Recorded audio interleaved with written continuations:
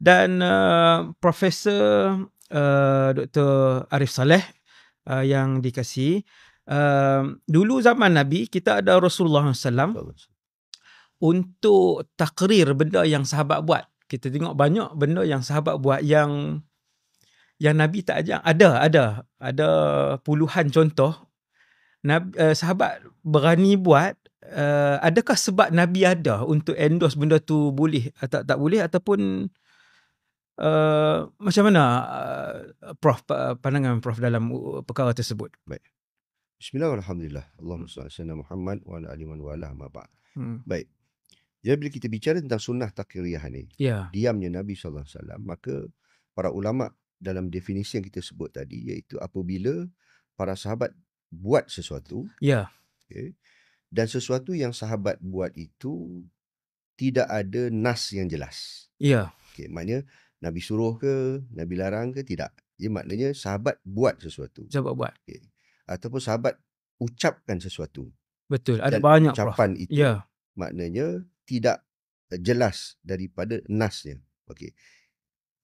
Maknanya kalau kita ambil kepada dia punya asas ni ialah dalam istilah ulama usul fiqh sebut ijtihadus sahabi.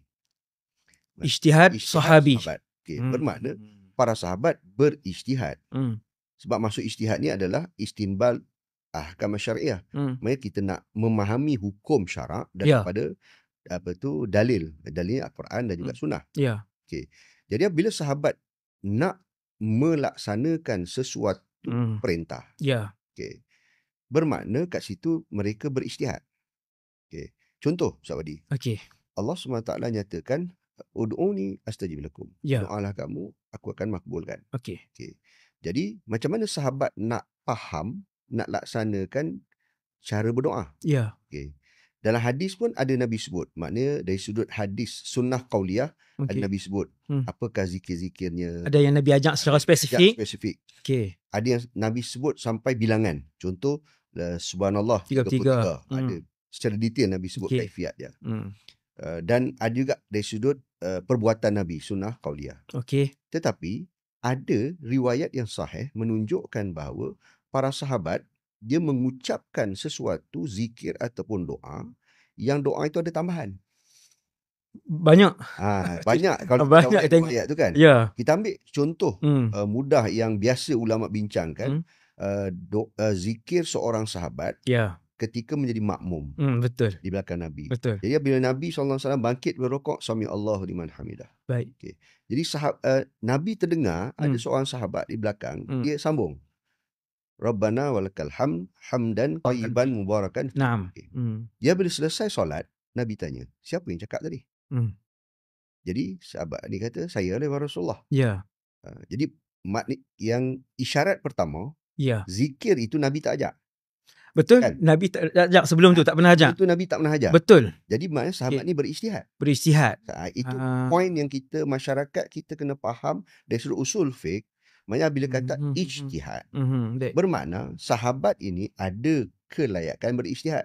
Takkan dia duduk mana-mandai, Ustaz Wadi, duduk mana-mana doa. Kita pun tak imam takkan berani. Nabi. Dia Nabi. Dia duduk makmum belakang. Nabi dengar pula dia punya lapas dia tu. Jadi bila Nabi berpaling, Nabi tanya, siapa kata doa tadi? Betul. Dia ngaku dia. Okey, satu, ijtihad dia. Satu. Kemudian Nabi SAW menyalahkan dia tak dalam hadis tu? Tidak. Tak. Nabi tak kata, hang buat bid'ah apa ni? Aku tak ajak. Macam ayat hari ni. Ayat hari ni kan. Kalau ayat orang ini, Nabi tak cakap. Nabi tak ajak ni. Nabi tak buat. Nabi tak buat bid'ah. Sedangkan bermakna kat situ, sahabat ni faham kerangka manhaj tu. Itu kata manhaj ilmu tu.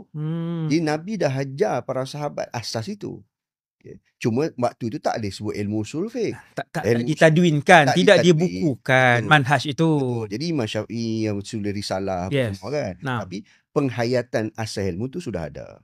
Dan Nabi sebut. Bukan apa Nabi terjemahan hadis tadi kan. Nabi kata tadi aku lihat ada 30 orang lebih malaikat. Betul. Berebut-rebut nak tulis fadilat doa yang kamu baca tu. Tadi sahih riwayat Imam Bukhari. Betul. Jadi menunjukkan bahawa ini contoh yang masyhur dalam sunnah takririyah. Bermakna sahabat buat, dan sahabat buat sesuatu itu adalah untuk menghayati syariat, melaksanakan syariat.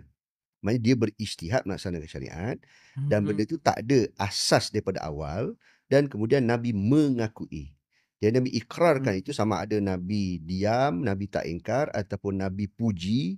Itu ada beberapa kategori lah yang ulama sebut tentang sunnah takriyah ni.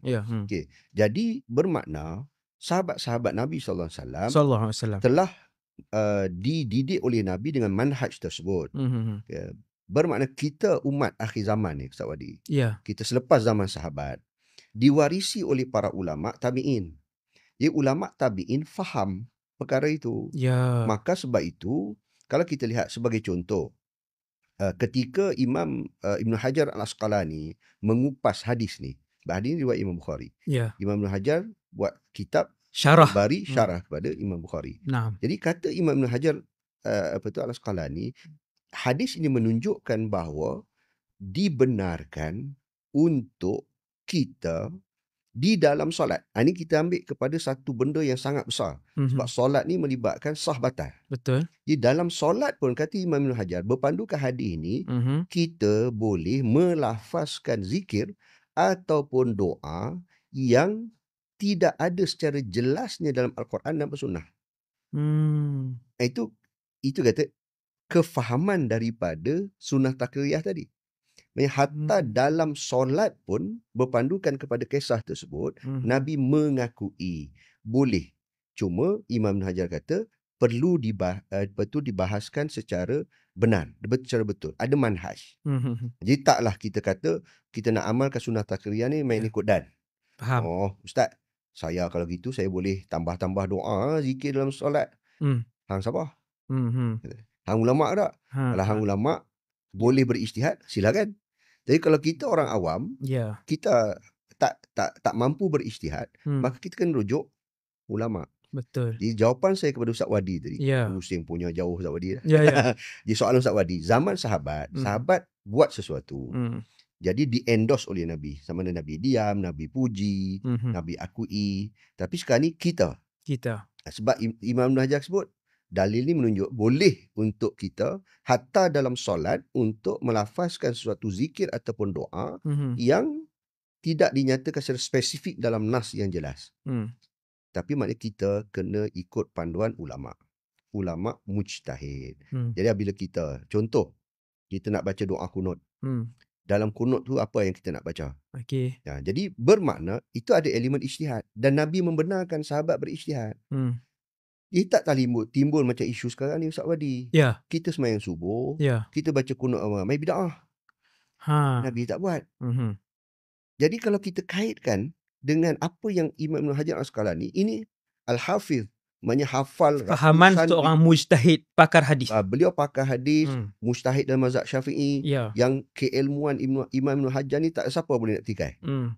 Sesiapa saya tak boleh nak petikai beliau. Tapi beliau kata macam tu.